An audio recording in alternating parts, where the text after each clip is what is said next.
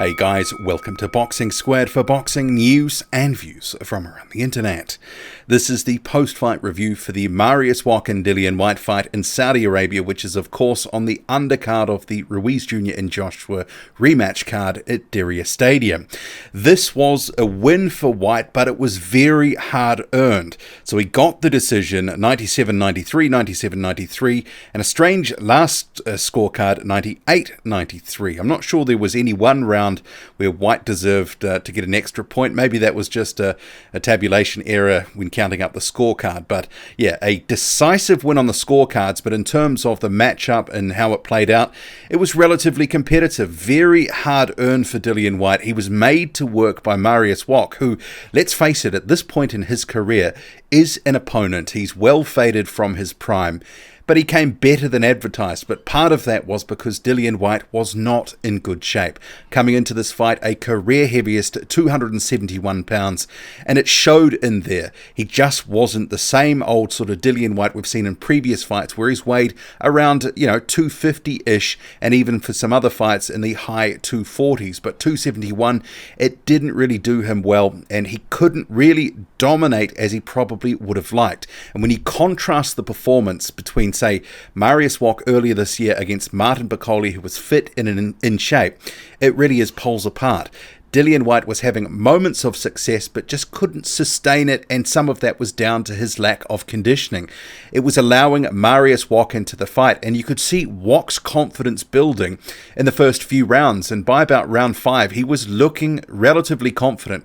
He was looking to stand and trade with Dillian Whyte, and he didn't seem to fear too much what was coming back at him. And that round 5 for Mariusz Wach was definitely a round I gave him, probably his best of the fight to that point. And he was tagging Whyte with a lot of shots. But earlier on, Whyte was stringing together at times some decent combinations. He was obviously trying to get the rust off. He's been out of the ring since July, overweight, out of condition. And even Whyte said after the fight and the post-fight that his weight was an issue, that he boxed nowhere near his standard, and that the conditioning was an issue. He said he was 1.5 stone overweight, and it didn't help him.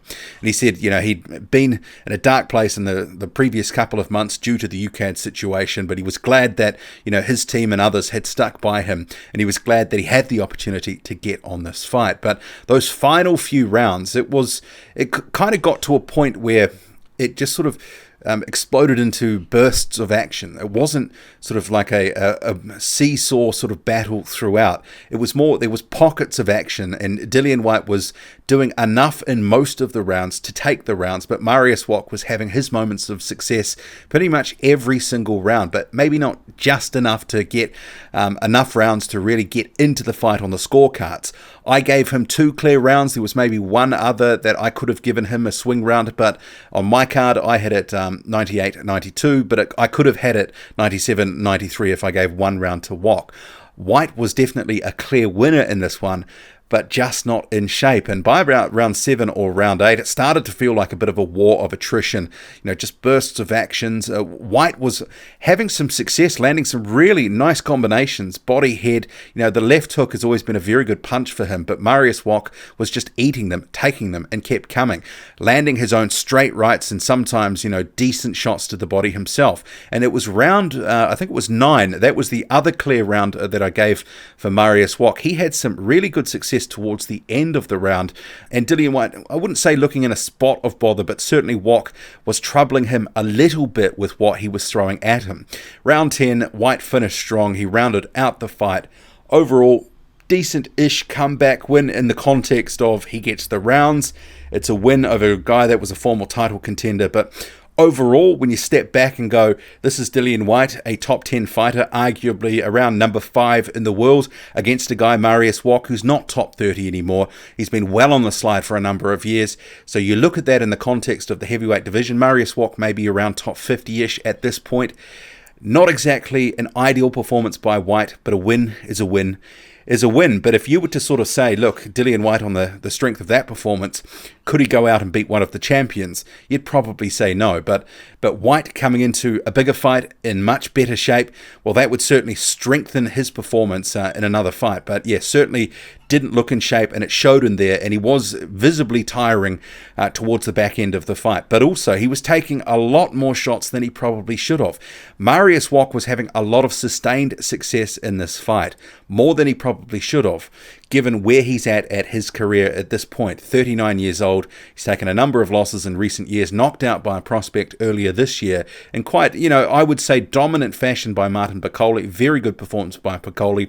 Whyte said he was disappointed not to get the knockout, but when you considered how much heavier he was for this fight, it wasn't necessarily surprising. We saw that play out in the fight. He'd have some bursts of success, putting some nice work together, but then he just couldn't keep it up because of the condition he was in. So it's a win, maybe not a great win, and I'm sure the knives will be out from some quarters, but Whyte gets the rounds. He'll be better for that, and if he can whip himself into better condition, I'm sure he'll be back in the Dillian Whyte pay-per-view business at some point in the first 6 months of the year with a big fight in the United Kingdom. That's what I'm expecting. Maybe we see a rematch with Joseph Parker. Who knows? He's going to have to wait for his shot at the WBC title.